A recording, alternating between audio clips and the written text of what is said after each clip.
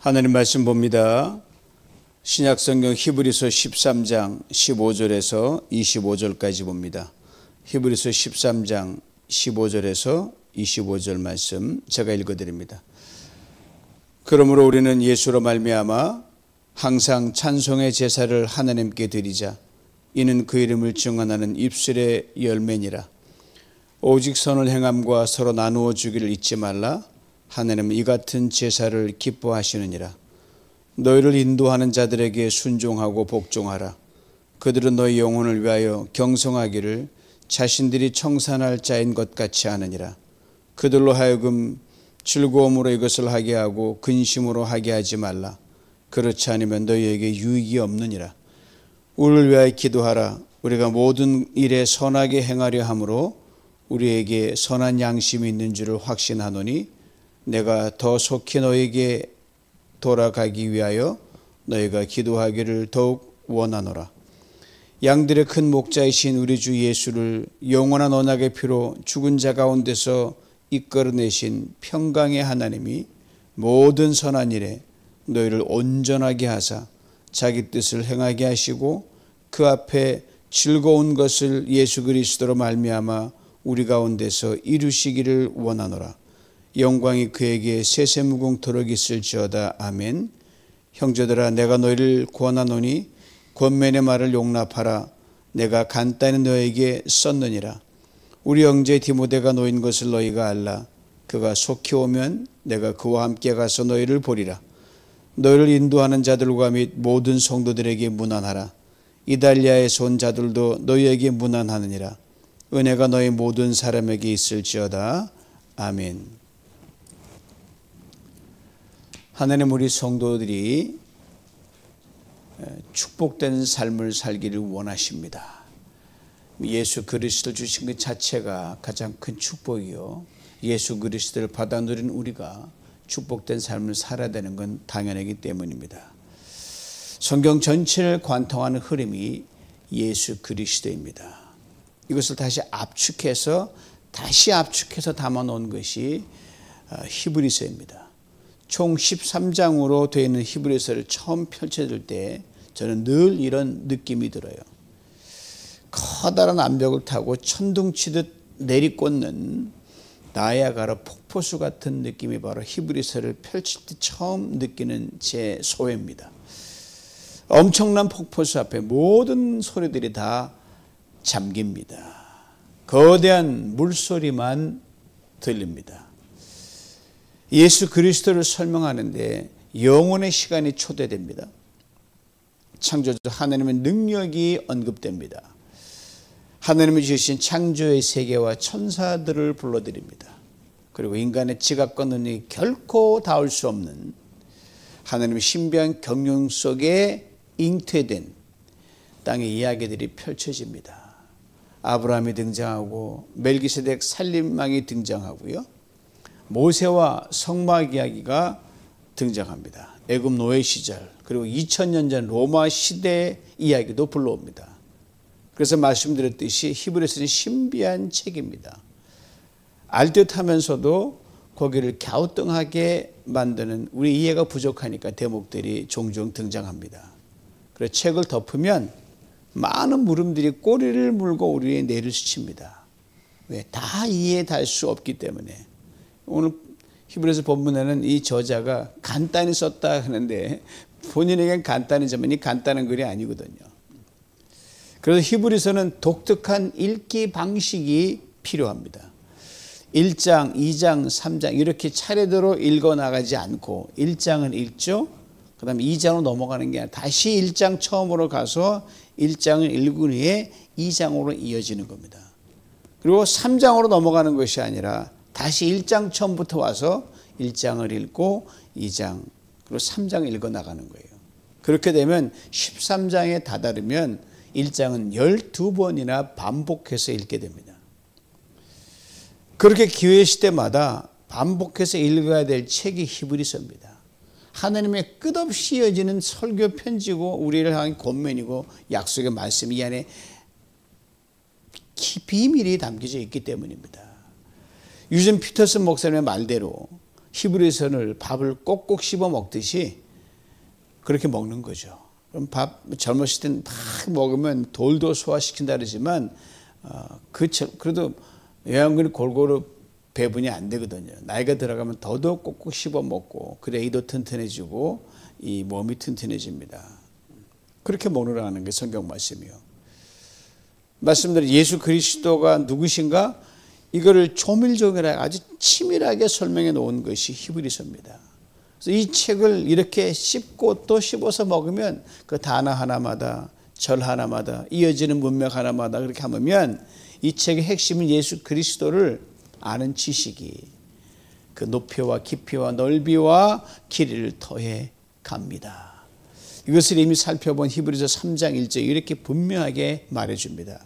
그러므로 함께 하늘의 부르심을 받은 거룩한 형제들아, 우리가 믿는 도리의 사도이시며 대제사장이신 예수를 깊이 생각하라. 요약하면 예수를 깊이 생각하라는 거예요. 깊이 생각하라는 말은 굉장히 이게 파워가 있는 단어입니다. 예를 들면 머리끝부터 저 발끝까지 자세하게 샅샅이 살핀다는 말이에요. 히브리서 1장부터 12장까지 줄기차게 예수를 자세히 설명해 놨잖아요. 압축하면 하나님께서 우리를 죄와 사망에서 건지시기 위해 당신의 영원한 경륜 속에서 우리처럼 사람이 되신 예수 그리스도를 보내시고 그 예수가 행한 일,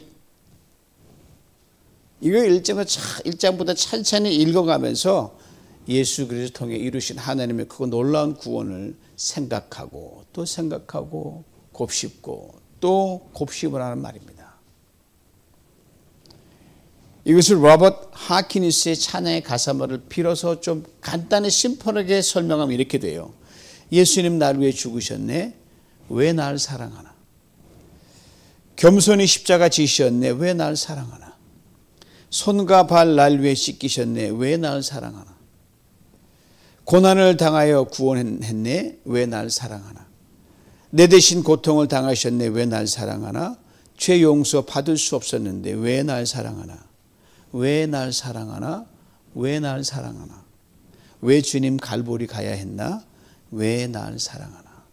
우리가 그리스도인은 예수님이 우리를 구원하다 다 알죠. 그는 얼만큼 깊이 알고 그건 계속 자라가야 되는 거거든요. 계속 묵상하는 거예요. 그래서 밥보다 더 중요한 거예요. 생명처럼 여기는 거죠. 오늘로 히브리서가 일단 마무리되지만 히브리서를 씹고 또 씹어 먹으면서 이 가사말에 던지는 질문을 계속 던지면서 여러분 예수를 깊이 생각하며 시간을 내서 히브리서를 손에 놓지 말아야 됩니다. 이것이 히브리서를 대하는 우리의 마땅한 자세요. 히브리서를 제대로 읽는 첩경입니다. 이것을 꼭 기억하시고 오늘 본문을 잠시 살펴본 은혜를 나누기를 원합니다. 히브리서 마지막 장인 13장은 실천편이에요. 즉 13장 1위까지 우리를 위해 하나님께서 우리처럼 사람이 되신 예수 그리스도께서 십자가에 피 흘려 죽으셔서 우리를 구원하셨다는 영원이라는 그 시간 속에 감추신 하나님의 경륜, 거기서 된 것이다. 이렇게 디테일하게 설명해 놨거든요. 그렇다면 엄청난 사건 아닙니까? 엄청난 선물이고요. 그렇다면 예수 그리스도 통해 하나님께서 이루신 그 놀라운 구원을 얻은 우리는 어떻게 살아야 하냐? 이런 질문에 자동적으로 봉착하게 되어 있어요. 뭘 해야 되냐? 이런 실천적 질문에 봉착하게 됩니다. 이 문제에 대한 구체적인 답을 담아 놓은 게 바로 히브리서 13장입니다. 서대 성경부터 히브리서의 시작의 느낌과는 달리 끝은 전혀 반대의 느낌이에요. 나아가라 폭포 여러분 가보셨잖아요. 그 어떤 소리도 잠재울 만큼 거대한 굉음을 내며 떨어지는 폭포수가 탁 떨어지고 나면 아주 떨어지는 소리 들리지만 그 밑은 고요한 호수 같아요. 부드러운 강물이 되어 쉼없이 흘러가지 않습니까?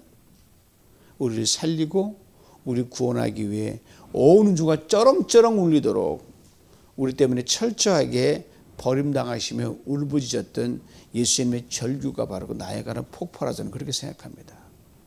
엘리 엘리 라마 사막다니 나의 하나님 어찌하여 나를 버리셨나이까. 이 주님의 절규에 사단이 무릎을 꿇었습니다. 온 우주에 가득 찬 죄악의 어둠이 가려워졌습니다. 구원의 강력한 은혜의 강물만 쫙 흐르면서 우리를 비추고 우리를 잠기게 합니다. 이 은혜의 강물에 우리는 떠다니는 거예요. 이 복도 이런 복이 없어요. 우리는 구원의 감격서에 춤을 추게 되었단 말입니다. 예수 믿는 건 춤추는 거예요. 이것이 13장의 분위기입니다. 내가 다 이루었다.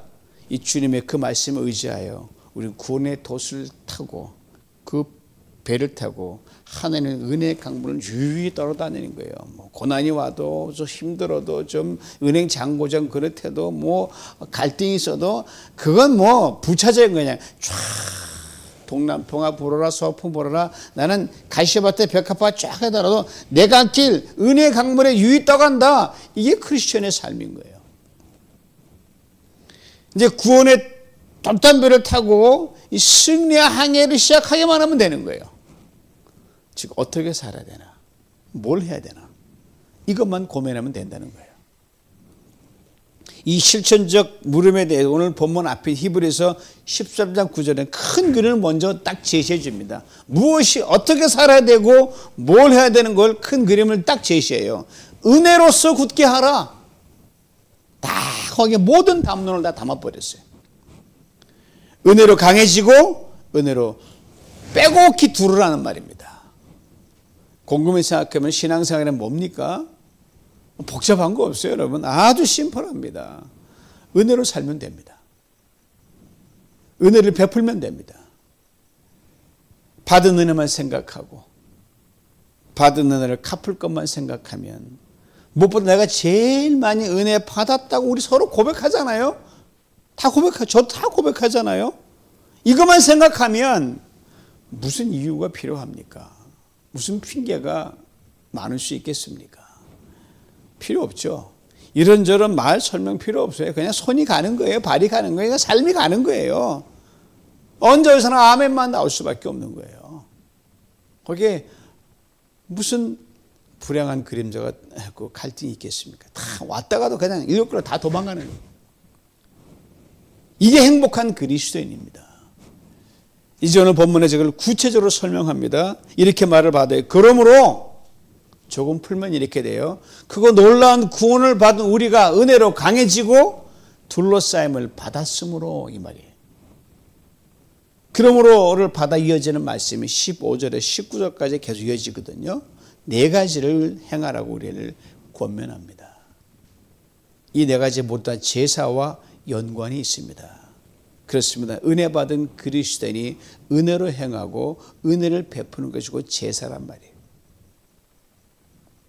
이것을 바울은 이렇게 설명하죠. 로마서 10장 1절이에요. 그러므로 형제들아 내가 하나님의 모든 자비하심으로 너희를 권하노니 너희 몸을 하나님이 기뻐하시는 거룩한 산 제사로 드리라. 이는 너희가 드릴 영적 예배니라. 예수님께서 우리를 구원하시기 위해 자신이 친히 피를 흘림으로 죽으심으로 제물이 되셨기 때문에 우리는 더 이상 짐승의 피를 잡는다든지 우리가 피 흘려 죽겠다 이런 가끔 뭐 고난절 때 보면 십자가를 지고 고난당하는 뭐 의미는 있지만 그거 아무 소용없는 일이에요. 그런 제의적 제사를 드릴 필요가 없는 겁니다. 그거 알았으면 그렇게 사는 게 중요한 거죠. 예수님이 친히 피 흘려 죽으신 그 속죄 제사로 완벽하기 때문입니다. 고로 우리가 드리는 제사는 우리의 삶을 하나님이 기뻐하신 대로 그대로 살아내는 것 이거예요. 영적 예배를 드리는 거죠. 즉 삶이 예배가 되게 하는 거죠. 어떻게 하면 삶이 예배가 되게 하는 겁니까? 네 가지 제사를 오늘 본문은 이야기하는데 첫째 찬송의 제사입니다. 구원받은 백성은 하나님을 찬양할 수밖에 없어요. 뭐 무슨 일이 보더라도 찬양이 나와야 그게 성도입니다. 오늘은 기분 나빠 찬송 부르면 안 나오고 그건 말이 안 되는 거예요. 문제 있는 거예요. 여러분과 제가 찬양을 드리는 것이 곧 우리의 삶을 하나님께 드린 제사요, 이 예배입니다. 요즘에 전문 찬양 사역자들 홍수시대가 돼가지고 많은 찬양을 부르기보다는 이 듣는 데 치중하는 경향이 많이 있어요.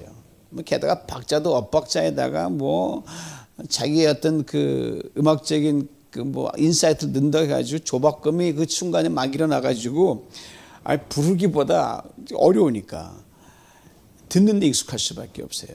그렇지만 모르는지 여러분, 찬송은요 직접 소리내어 부르는 것이 최고입니다.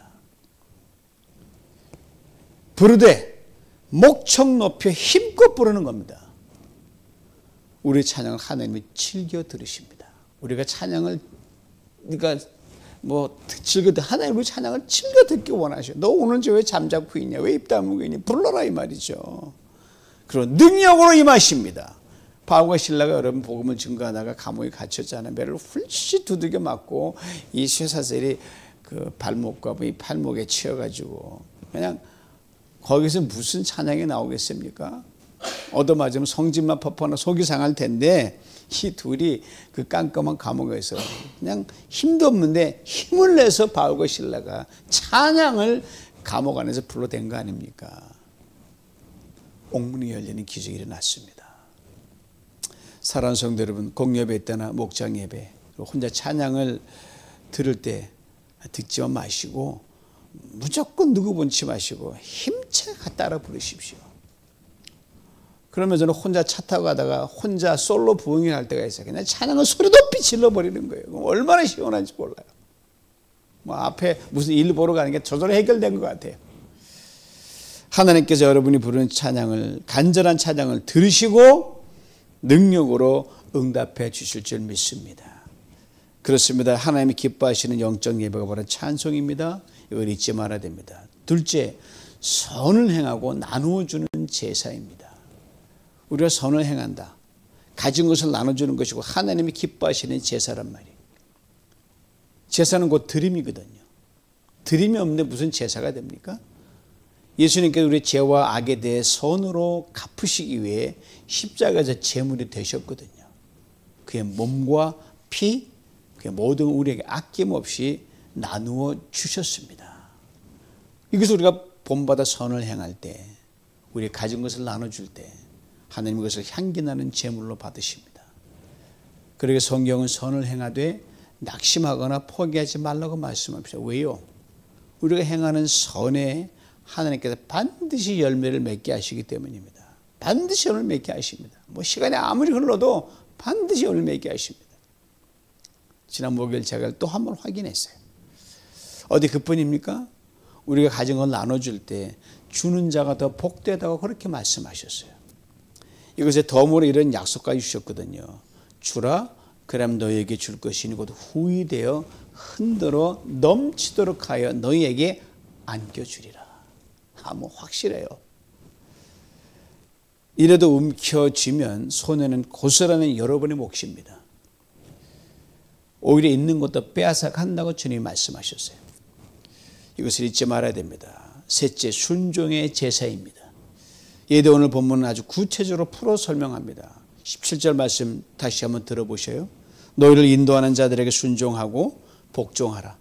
그들은 너희 영혼을 위하여 경성하기를 자신들이 청산할 자인 것 같이 하느니라.